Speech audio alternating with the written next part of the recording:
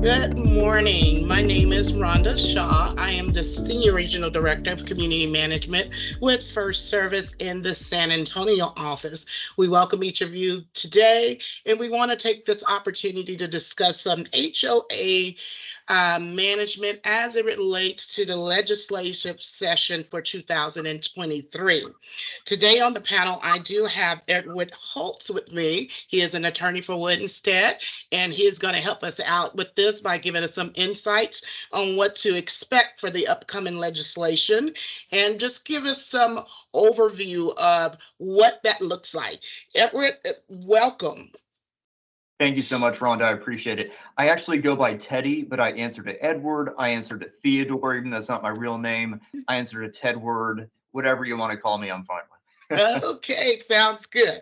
So moving on, can you just kind of give me just an update or overview on the 2023 legislative session? What is it made up of? What happens? Can you give me an overview on that?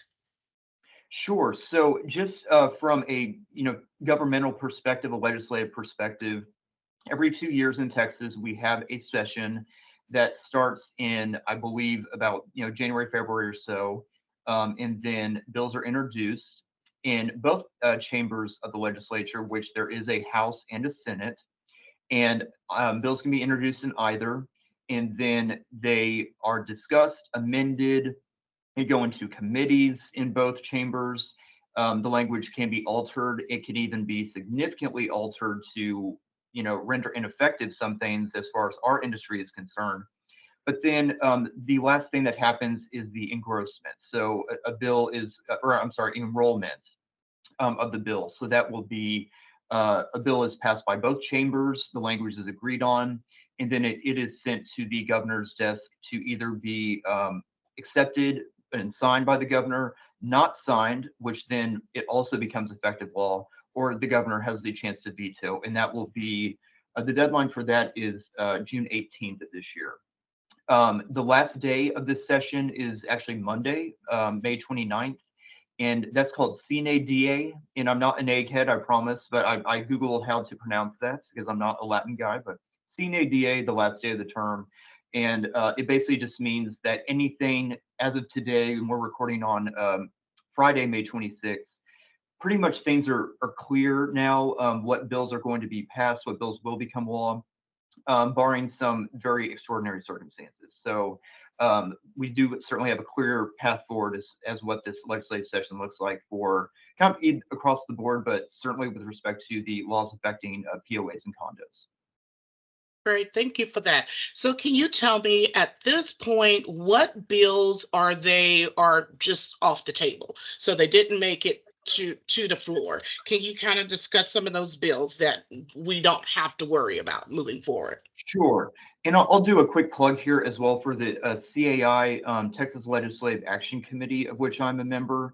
That committee is, of course, a lobbying effort on behalf of community associations to basically highlight favorable legislation and try to get that across the finish line for bills affecting our industry, and certainly diminish and get defeated negative legislation. So I attended Rally Day on March 1st of this year, which was a really cool experience. Hundreds of people in our industry went to the Capitol for the day and had meetings with legislative aides and representatives.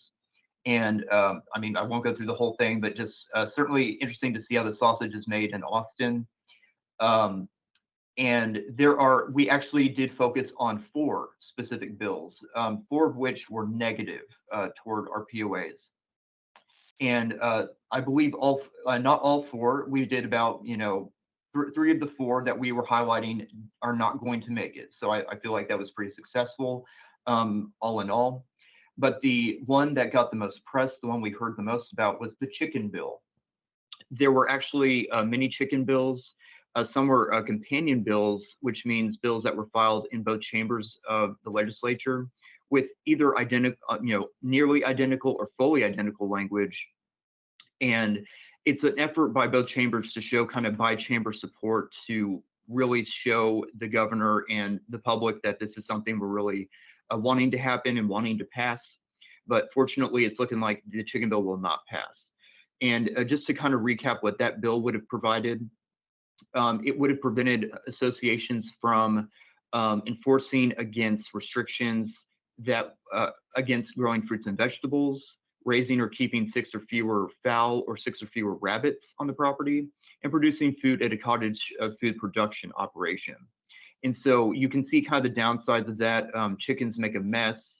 Um, I think this bill had some carve outs for some restrictions the association could have, um, whereas some other chicken bills did not. So this one fortunately had some carve outs for prohibiting roosters on properties and proper enclosures and fencing.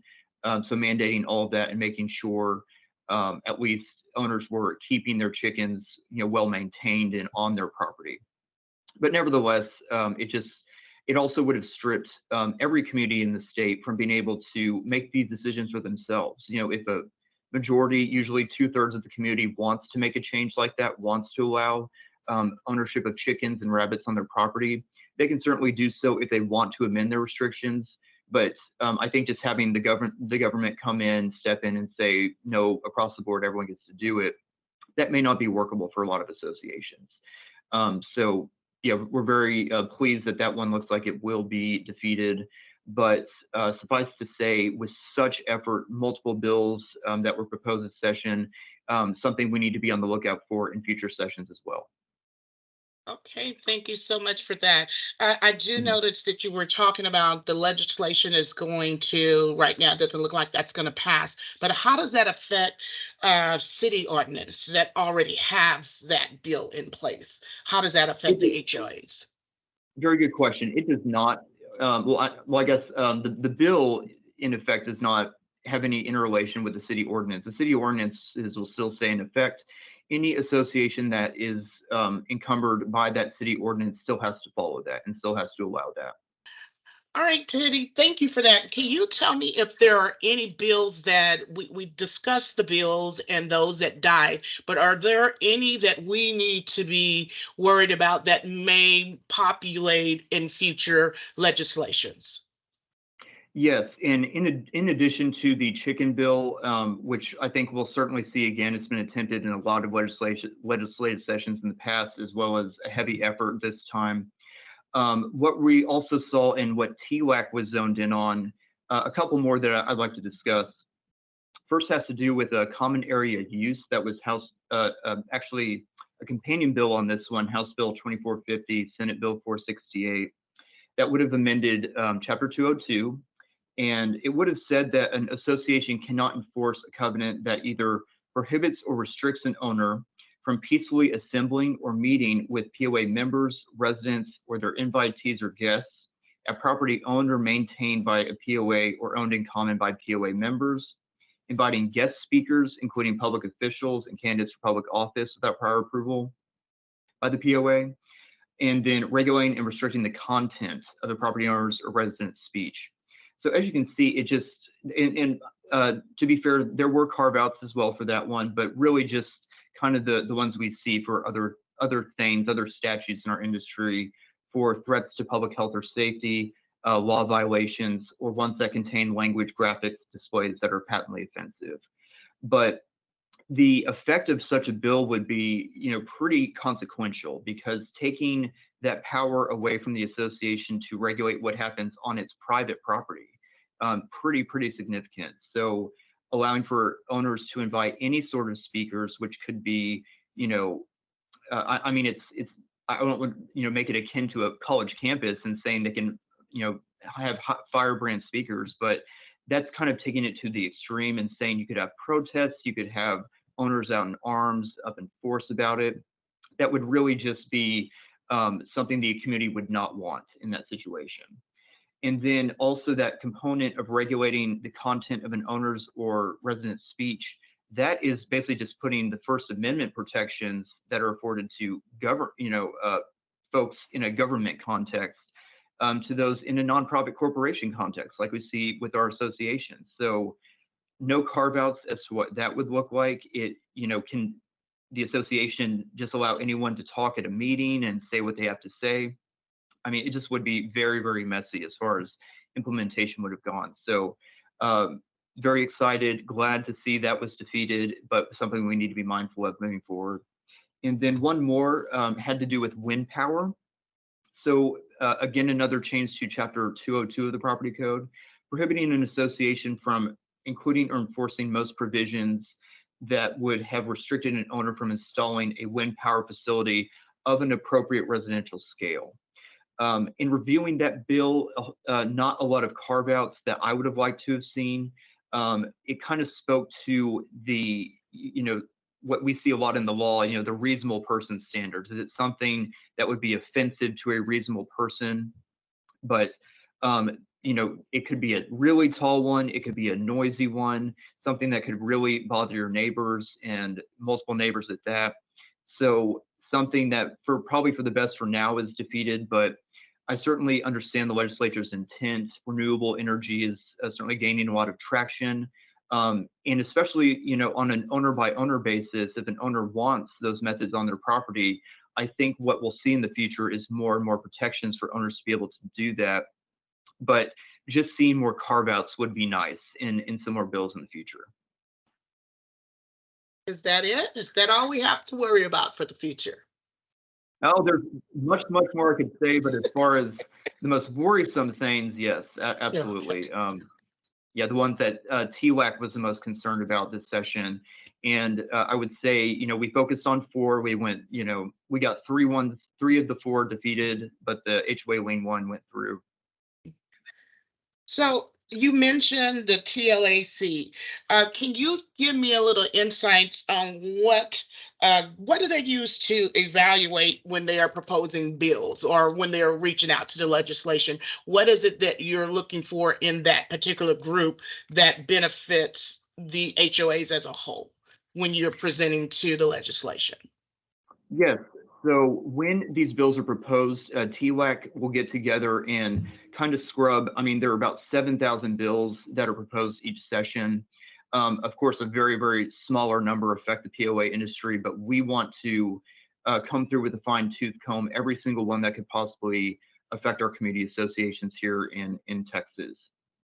And what we look for are any bills, and I'll go back to the chicken bill, just any sort of downsides or detriments that we feel could just strip power from the association, and kind of, these efforts by the legislature to just step in and say, broad swath, here's how it should be for the entire state, every association, no matter the size, no matter the makeup, whether it be a townhome association of 8 units versus a 50,000 unit, single family development. So it's not a one size fits all proposition sometimes. And those are the sorts of things we look at. So we just go through, we look at the language, and we see what are the downsides? What have they properly identified? All sorts of caveats here. Is there enough wiggle room to really hurt the associations?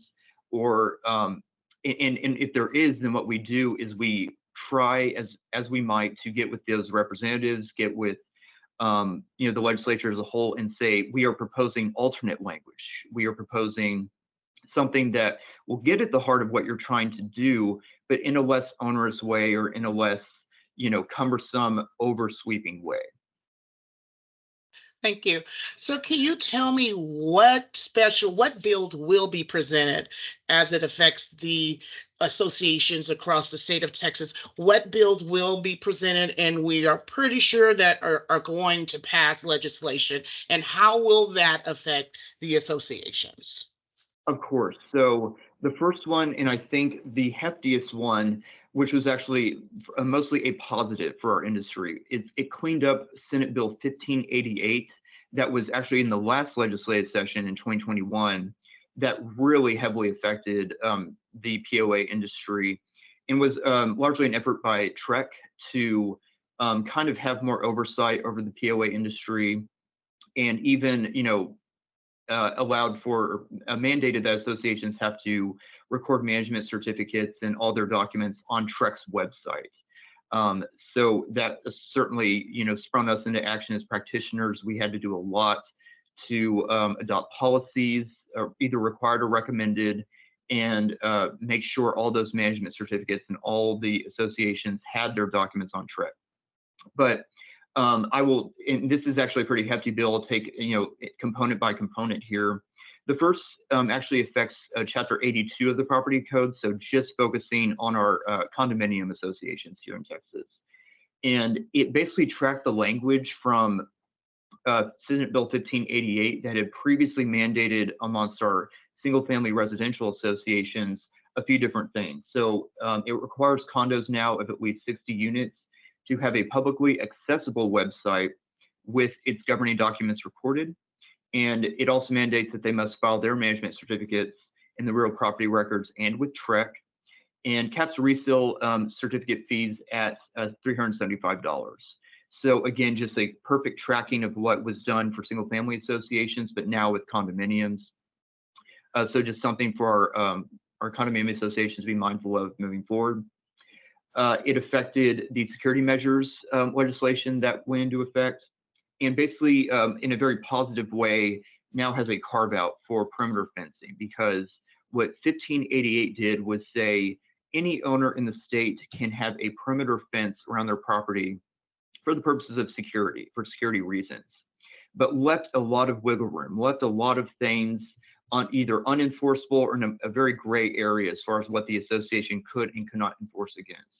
But now what this does, the cleanup here is that an association can now restrict fencing that obstructs a license area. So that's either a license agreement that's publicly recorded or that's in a publicly recorded plat.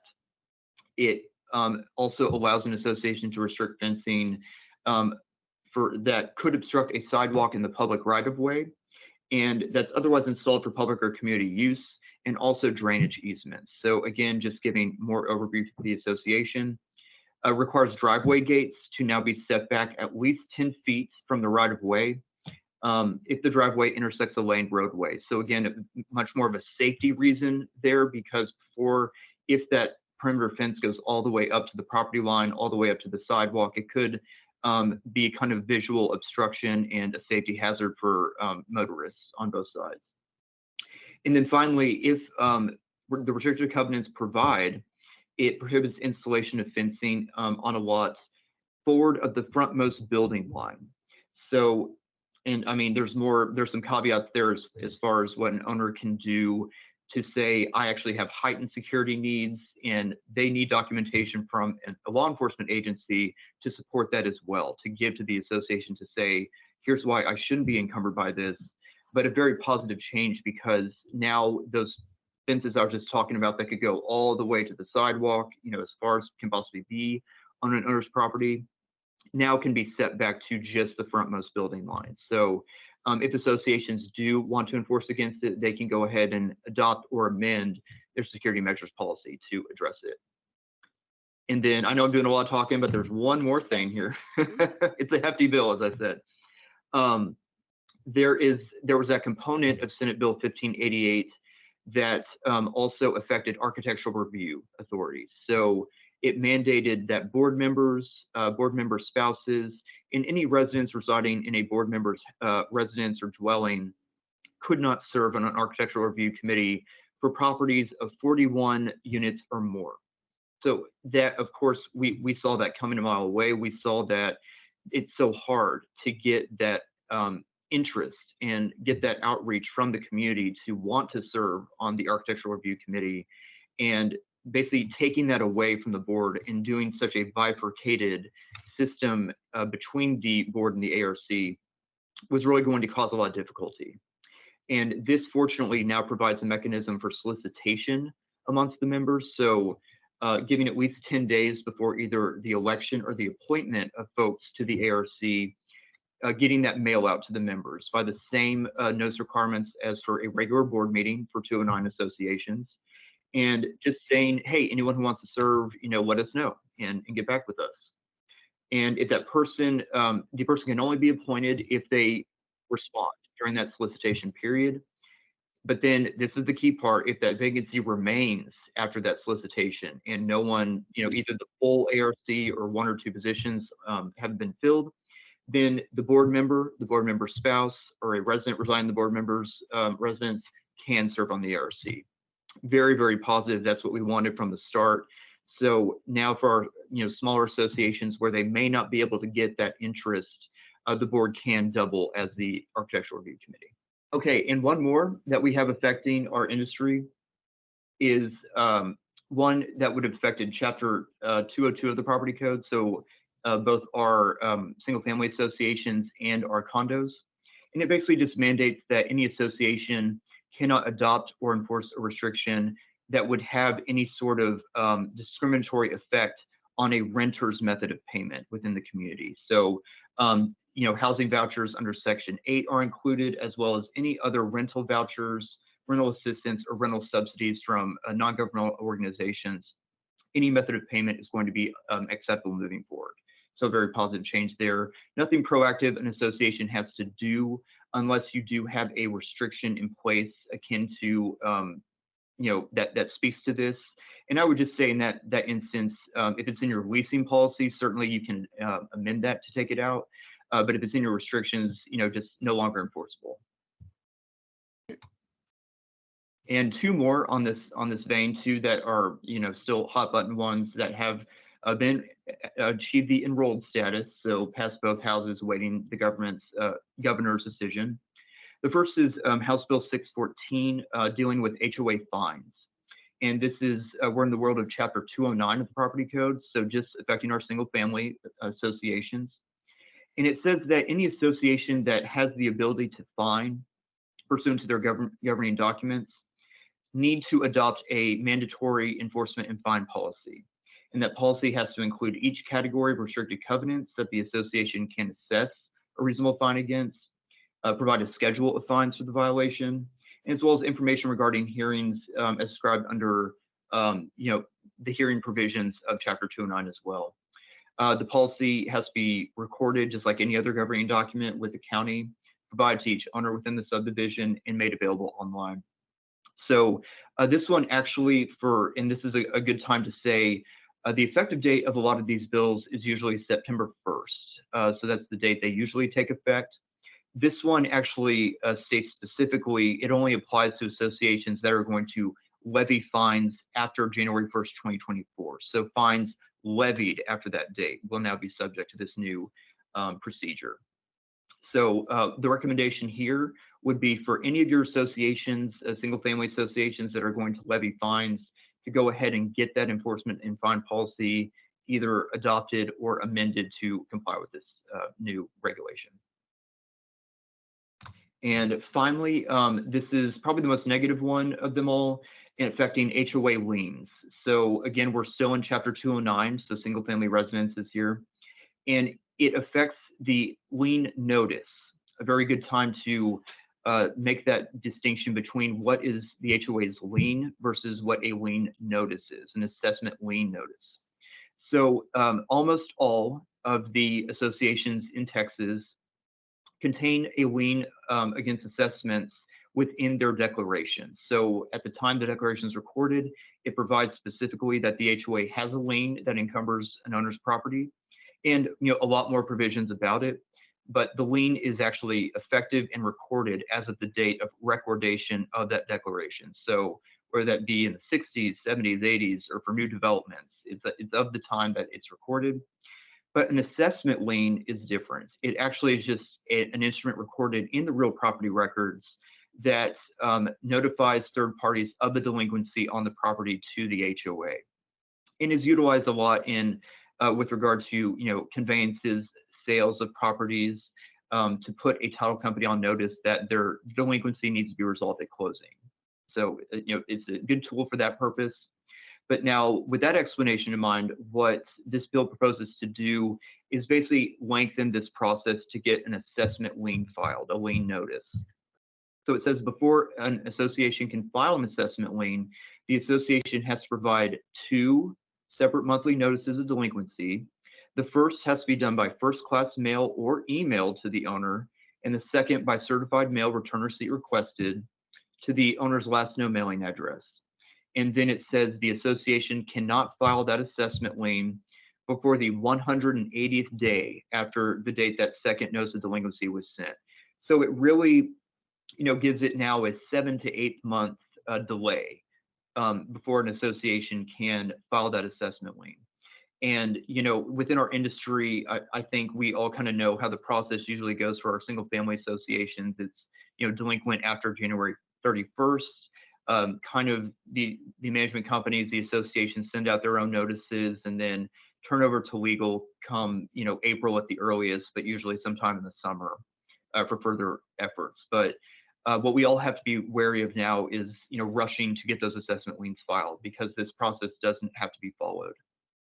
And now what associations will have to do, what we recommend certainly, is either adopting or updating your collection policies, and either doing that and also changing your collection procedures accordingly to make sure that we're just keeping in line with that new procedure. But again, as far as it affects the judicial foreclosure process, if an association is never going to file that notice of lien, then you can go all the way without this ever having been affected. But by and large, a lot of associations do file that lien, so it will be something we really need to be mindful of moving forward. And that does it. I mean, those are really the big hot button ones, the ones that either have achieved that enrolled status or that are soon to be, either today or by Monday will achieve it. Okay, that's great to know. Can you tell me, do the legislators consider the cost of implementation and enforcement? So that's a tricky question, because a lot of times what we see is a lack of understanding. I mean, I hate to bash our legislators, but sometimes they, will pierce in on a news story, like a negative news story about someone or something that happened, and just kind of overreact or, put something in place that they think is for the public good, but really could be onerous on associations, and something that really can lead to assessments being increased for all owners because of new costs that go into place, new procedures we have to be aware of. So it's almost like we all think we're doing good. We, being the legislature, our elected representatives, think they're doing good for the industry, but it's something that can really be borne financially the brunt of by our owners. So it's a double-edged sword in a lot of ways. It's the most general way I can answer it, but yeah, for example, this HOA lien, or not even that, the fine policy. That's a good example, because yes, it's all fine and good for owners to have that information and know what their fines are, but the legal fees that associations will have to encumber in order to pass this new policy, make sure it's recorded, recording fees, all that sort of stuff. The owners essentially bear the brunt of that as well.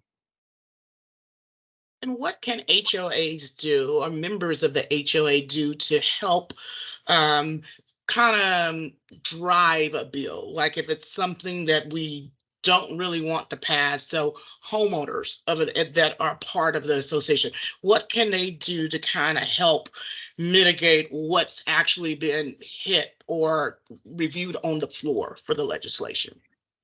Absolutely, and that speaks to TLAC's lobbying efforts, really getting in the office of every representative to say, here's our position, here are the negative consequences of these bills, and here's what, if we just will allow it to go through, if it's okay to go through with maybe some amended language, here's that proposed language that we want to make this a little better.